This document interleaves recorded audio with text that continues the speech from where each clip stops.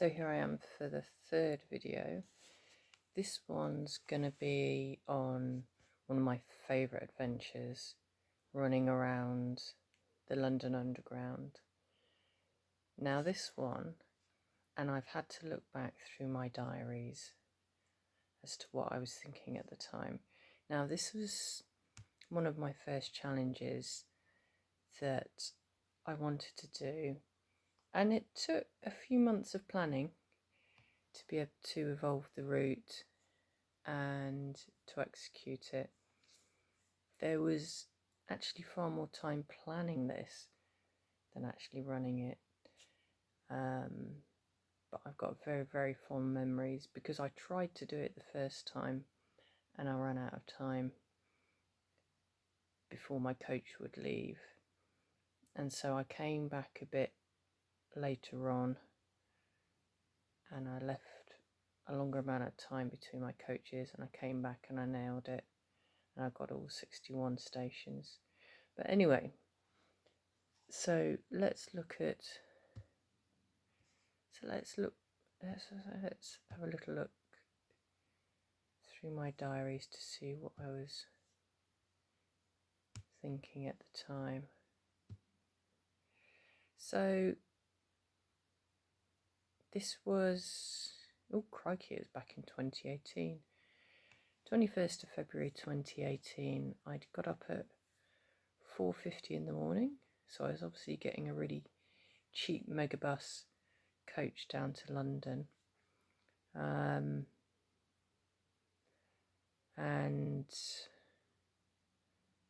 I'm just reading down, and I had some overnight oats in the fridge, so I was ready to go nice and early. And I had 3 enriched scones in a paper bag in my running rucksack. Yeah, and I'm just cutting down through my notes here now. So apparently I cycled the 3.5 miles to UWE to pick up the megabus a bit later on. When I left the house, it still felt chilly. There was cold in the air, and I write that cycling along in my running gloves didn't really provide the thermal protection required, so I had to wiggle my fingers to stop them getting too cold. And then I thought about documentaries that I'd seen a couple of days back about Marines and how they'd been training, and I thought, well, actually my hands probably aren't as cold as they get, and it was only a relatively short bike ride at the time. So there we are. I'm just saying that as I was cycling along, I was very surprised to see so many signs of life, and that the world really was awake in a minor way at 5 a.m. I saw very early morning commuters, buses going around, and I also found a milkman delivering goods in Filton at the time. The air is clear, no rain. So I was freewheeling along down towards the Abbey Wood roundabout, and I saw that the 24 hours McDonald's was still in trade as I passed it. Next came the harder part of the cycle, the pull up to UWE from the roundabout, which, when I think back about it now, is not a great big hill. Some of the cycling I did since that point in time is probably a lot more outrageous compared to that. But anyway, that's what I was saying in my diary. So I made it up to UWE, and I couldn't find any cycle parking and nowhere to lock the bike, so I had to chain it to a roadside around the corner, and I said that I lashed my helmet through the lock and wandered back to the bus pickup point. So there's one other lady at the bus stop when I rocked up. Then the bus came along 10 seconds later, and then I was on the bus soon enough. Then I'm going on a little bit about the fact that the megabuses coaches had heatings,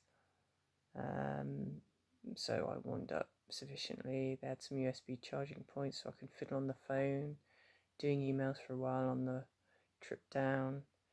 Yeah, I tried to sleep, but there was too much movement and noise. And I was saying that there were people around me who were definitely asleep, and that there was a bloke laid across the back seat who was definitely asleep. And then I was just debating in my head whether anybody lives on a megabus. Yeah, I mean, you hear all sorts of stories, don't you, of people, about people commuting outrageous distances down to London or Manchester or wherever, and they spend their life on the bus when they're not working. But anyway, food for thought. Anyway, the journey, I'm just reading down through my diary again. Journey was pretty much clockwork. For the last hour of the journey, we crawled in past Heathrow and into central London. And I'm saying it's a bit boring, but I picked out the major landmarks: Chiswick Roundabout, Brentford, Battersea Bridge, Putney Bridge, Sky Sports Building.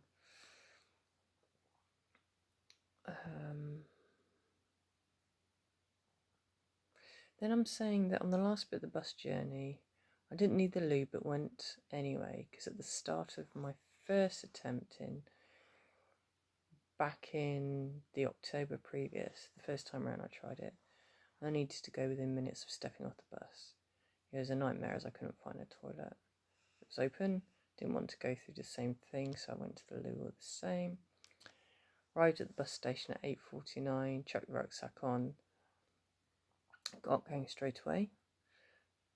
And so here's where the process started. I planned out, and it's worth going back to how I planned it out. Crikey, it took absolutely hours poring over maps and what have you, street maps of London. But I devised a spreadsheet that had a line from where I was going from and to, so from Victoria Coach Station to the Victoria Tube Station, then you've got Victoria Tube through to Pimlico, Pimlico to Vauxhall, Vauxhall, Lambeth North, and what have you. And then I've got the direction, like southeast, north, west, Then I've got the distance between the stages, then I've got a cumulative distance, then I've got ascent, floors, steps, which I wasn't able to fill this in until afterwards, and then time in and time out and time underground roughly, so that I can piece it down, so that I can get a rough idea of distance. Bear in mind that I only had the distance between the tube stations. I didn't have the distance underground. I tried to find information on the internet about distances down, but it was torturous, and you can only access about a few stations, which is fair enough because you don't want terrorists finding maps and stuff about tube stations and be able to plan to bomb the things up. So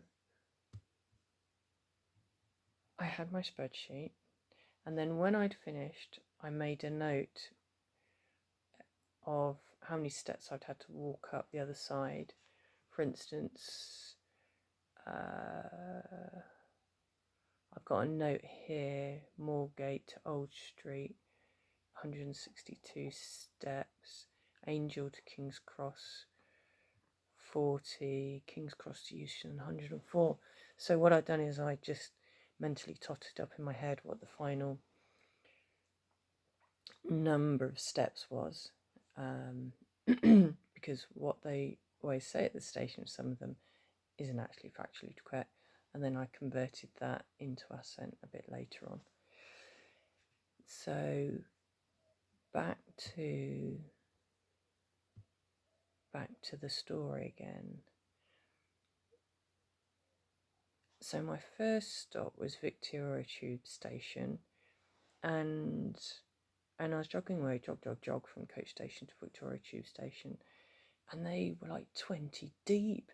It was the middle of rush hour, and all I could do was just wait for 10 minutes, filtering through.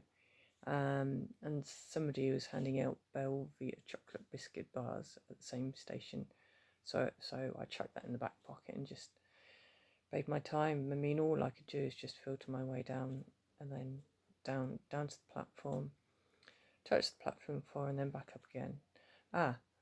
Which reminds me, I need to say a little bit more about the process, is that I'm running between the various Zone 1 underground tube stations only, just Zone 1, not Zone 2, 3, 4, 5, because that would be days, if not weeks of running.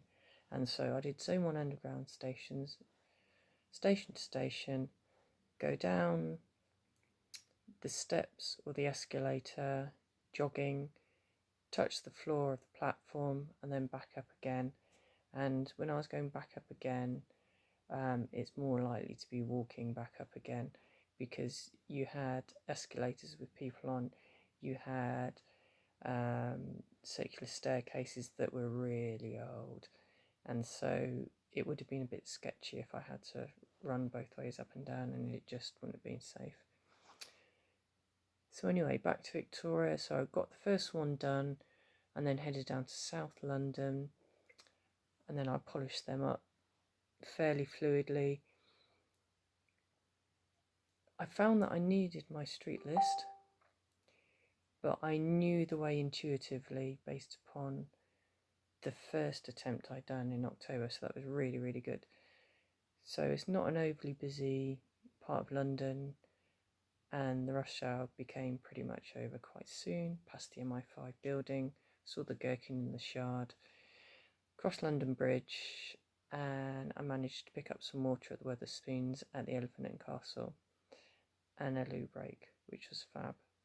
So just an aside, I was self-supported in the sense that I didn't have anybody crewing me or giving me things, but I obviously had access to the shops in London, or if I nipped into a pub, I could go to the loo, or I could pick up water from a pub.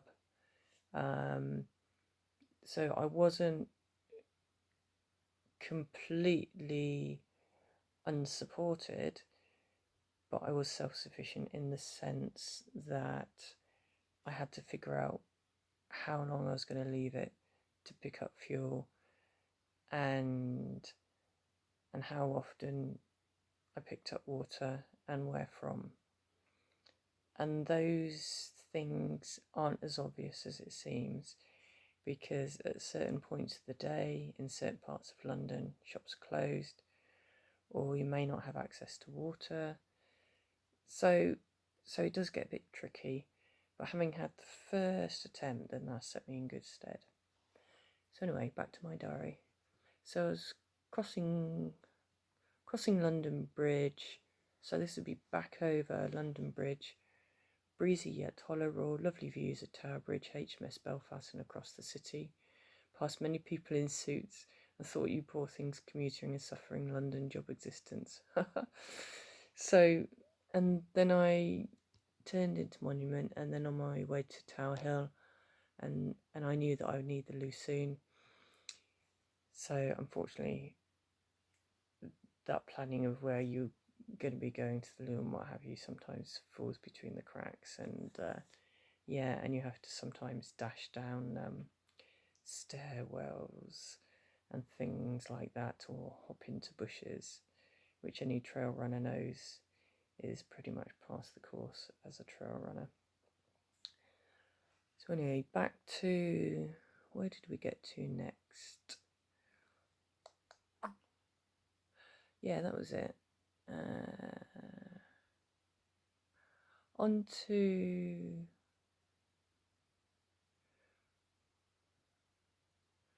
Tower Hill. Found it extremely quickly compared to last year. Oh, crikey, yes.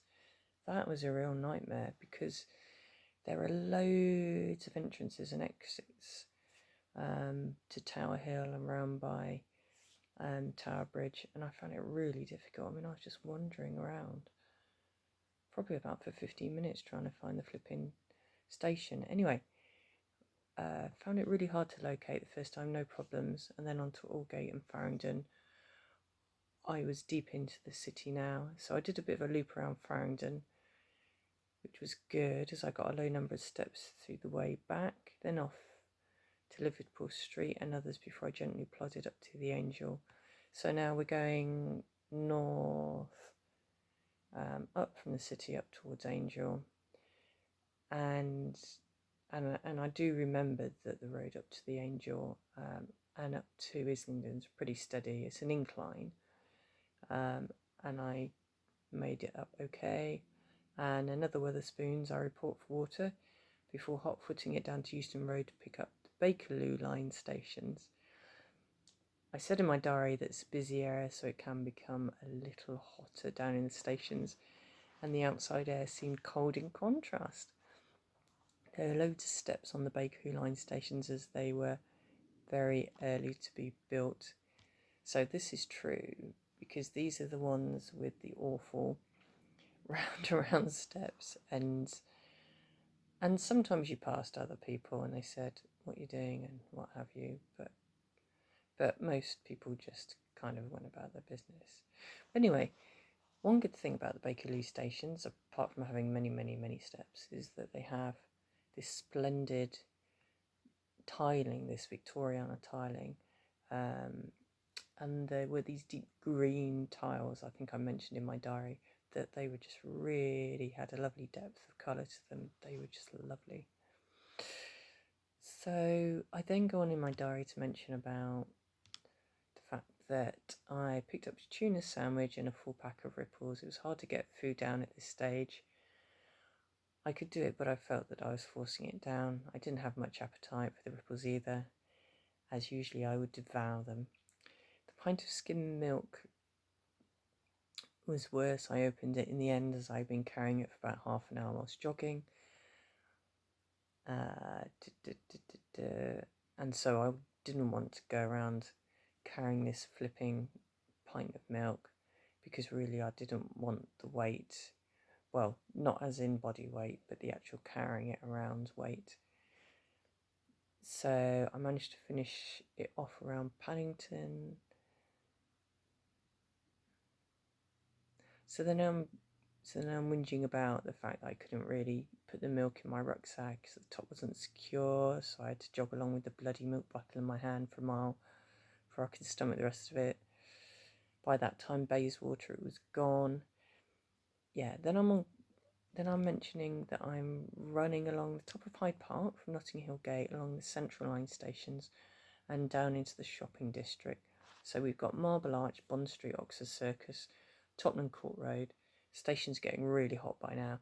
And what I found with the Central Line is that because there's so many people on them and the escalators are just constantly going around, that creates a lot of heat.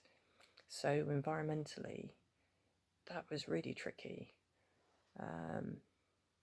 So I said I wondered in the afternoon temperatures whether to strip down to my shorts from my Tracksters, but I decided against it as I wanted protection for my legs when I got out into the cold air above ground. Bearing in mind this was mid-February, so I'd taken the decision to wear Tracksters instead of shorts, and I thought, shall I, shan't I? But in the end I think it was the right decision to go for the Tracksters, because I think at that time, and this is going back 6 years, mind, I think on that day it was relatively dry and towards the end of the day, so I would have just been overheating if I'd been wearing much more. I'd have been overheating, and if I was wearing the shorts and maybe a vest or something, whilst it would have been great for running underground on, for instance, the Central Line, you then reach other stations that aren't as warm, and the temperature outside in February isn't all that high, so the temperature contrast would have been too much and you'd have ended up getting like these thermal differences that would have just messed with your body. Anyway, back to the diary again, up to Russell Square and then Holborn. I couldn't find it again. The map at the previous station didn't have it on it. My directions were still wrong, and so was my map. I got about a mile off course, so I had to back up. That was a total pain. At the point I felt lost, I then had a call of nature and needed to find a loop. Okay, here we go again. So I ducked into a pub and used their ladies' loo. There was a lovely log fire in the grate, but I didn't dally too long. Oh, I do remember that. That was amazing. When you find a pub with a log fire in February, very enticing. So I then go on to say that I managed to recreate and was back on track soon enough. Came back through the city and then skirted Blackfriars and Temple and Embankment along the north side of the Thames. It was lovely jogging along in daylight this time. I felt in much better shape at this point than on my last run. And I go on to say that I'm cutting up from Westminster through St James's Park, stopped for a dinner of sandwiches and a banana at Tesco, that I can only describe as a corridor. Oh yeah. It's the Tesco Express, which is by Westminster, by Parliament. Yes, and it is a corridor. Where was I? Then I was off again, scoffing into the now darkening and cooling air. It was quite busy on the pavements and roads during the evening rush hour now. Then I'm talking about cutting across the park after St James in what I can only describe as breathtaking architecture. Past the back of the Mole and onto the Admiralty Arch. I ran under the arch and into Trafalgar Square. So it sounds as though things were getting busy again, and I had to pick my way up through St Martin's to get into Covent Garden Station. And I say this was a really deep station. So they claim that there are 193 steps, but there are 10 more not declared, I say in my diary. So I must have been just counting steps in some way to mentally distract myself. There's an announcement at the top of the stairs saying the height is the equivalent of a 15-story building, and to only use the stairs if you are sure you are fit enough, as there are lifts after all. I said oh well to myself and went down and up. My legs were getting stiff now, going down, so I had to take it steady. And then on the way back up, I had people up behind me, so I had to keep going. They faded halfway up, so I just went on. Then I'm talking about going through Covent Garden, Leicester Square. Lots of lights on, twinkly lights through Theatreland. Shops still open, people generally having a good time. I saw a Lego shop, M&M shop, that I said that I'm sure that my daughter at the time would have loved, because she was relatively young. Then I saw him going through Leicester Square and onto Piccadilly theatres, lots of people just walking everywhere. And down the tube station, people coming up to the surface thick and fast. There's also the old busker down below. Back through Piccadilly, top of Hyde Park this time, onto Hyde Park Corner, onto Knightsbridge, and down through the Kensington stations. I stopped for a water refill in pub near Harrods.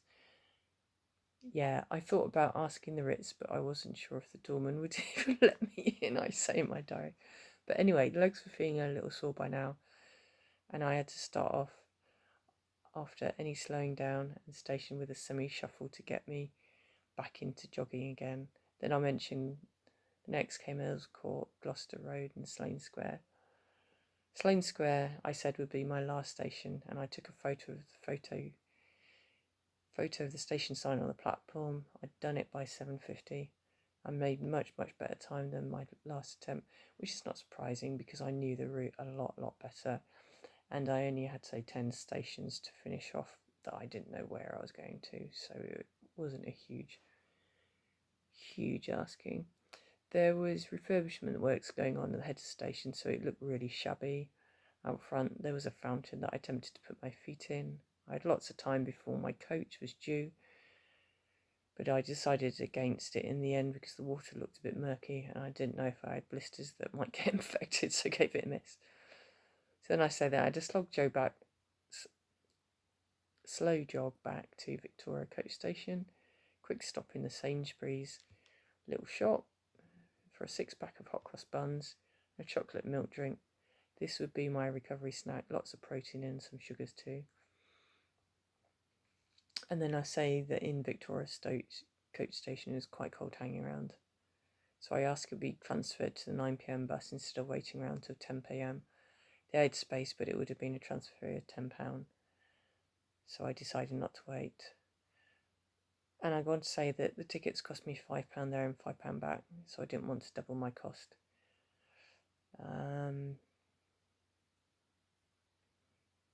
because at that time I was really, really skint, and I think that this whole adventure cost me something outrageous like 20 quid, including food and megabus tickets. And then I'd cycled to the start of the megabus trip, so it cost me really very little before. So I said I got a bit cold hanging around, so I was just thinking about the soldiers in the Arctic that I'd also seen in a recent documentary, and I bet that they didn't whinge in 5 degrees cold. So I'm talking about the various people in the station that I saw and that I eventually boarded, although going up the steps was tough with sore legs.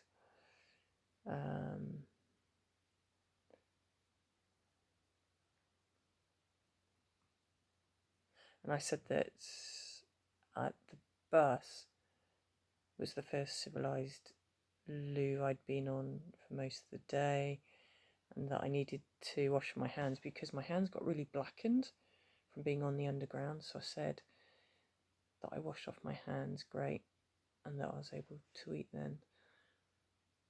Bus ride fairly quick despite roadworks, only a couple of minutes late. I said also that when I picked up my bike it was still there, although the helmet had a frozen layer on it, so there may have been a little rain or moisture during the previous day. Cycled home, going steady with no dramas. It was easier than I thought to cycle home. I now felt it really helped my legs just to get some movement into them. And I say that the key to recovery is not to do anything brutal to your legs, but to keep moving here and there, slowly and surely. And I said that I got back, greeted by the cats, chucked my clothes into the wash overnight, and fell into bed at 1 a.m. and that I was asleep soon enough. Yay! So that for me was my first major achievement. I mean, it was a personal challenge,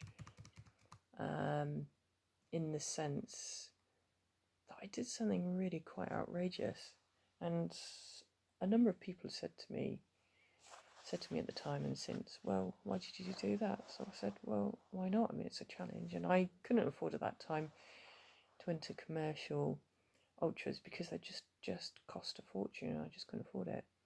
So I had a cracking day out, a cracking adventure. I think it took me about, I'm trying to think, if it was just before 9 o'clock and I finished at 7:50, then that is, tossing it up, 11 hours. So if you're thinking about doing it yourself, I can always send you my spreadsheet. I sent it to somebody who was going to do it in London, and they had a great time. I know that other people have run different things and set records, like running the length of the Piccadilly line, or running the length of Jubilee line, or running all of the stations all together. And I know that somebody ran all of the stations and then did the London Marathon over a period of, is it a week or 2 weeks? But if you're thinking of doing this, and I'll just read out my list, my pack list. So I had an empty bottle to Blackwater en route, had my phone, hat, gloves and buff, rehydration tablets. So they're like the electrolyte tablets. I had fruit pastels. I'm not sure why I chose those. Fruit pastels, loo roll, credit card, USB cable, some plasters, my spreadsheet, the list of the stations, a small map, spare socks, and my coach ticket. and one other interesting thing is that when you go between the stations, obviously it's free to run around London, absolutely free. You could run around the stations, but to go down to the platform, you need to either have an Oyster card, or you need to zap the barrier with your credit card or your bank card. So at the time, and I've kept a copy of the payment statement from Transport for London, and I kept the payment statement, and this isn't, I I don't think this is for the final one from February 2018. This is from 7th of October 2017, and this is for my visa, and I've got all of the times that I've dabbed in. So, for instance, on that occasion I hit Victoria at 10:52 because I got a much later bus. I learnt my lesson. I got an earlier bus. And then like Pimlico, I touched in at 11:02 and touched out at 11:04. Vauxhall touched in at 11:11, touched out at 11:13. And you can tell where you've been going down through the underground stations by when you've dipped in and out with your card. So that's a fantastic souvenir, but it also gives you an idea of time, and you can also then pop that in your spreadsheet to be able to analyse and think, okay, where was I at what time? And so if you wanted to analyse it afterwards, which I didn't particularly, then you could do so. What I did do on the second occasion is I logged the number of steps that I was stepping up. So that allowed me to get an idea of ascent. And if I look at, let's see, how many steps did I do in the end? Total number of steps was, I'm just going to move the camera now just so I can read this spreadsheet, was 4,893 steps, which was the equivalent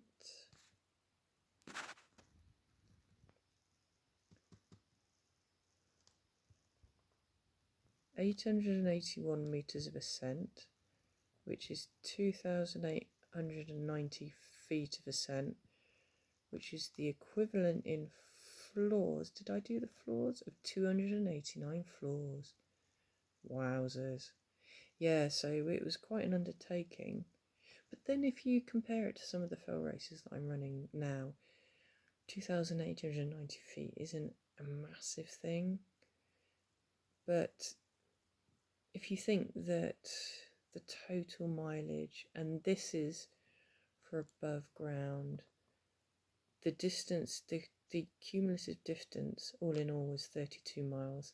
I have no idea how far I was going underground, by the way, so it could be, I just wouldn't want to hazard a guess. So it's 2,890 feet over 32 miles. Isn't a huge undertaking, but you've got to bear in mind that you've got changing temperatures, you're moving around people, so it's slightly more arduous than just going up a whole load of steps. Would I do it again? I'm not sure I would now, because I've had 2 attempts. I would encourage other people to do it if they want to do it. I'm more than happy to send them my spreadsheet and to wish them well, but I think there's other challenges that I'd like to in life. Anyway, thank you for listening, and I hope you've enjoyed hearing about the London Underground Run.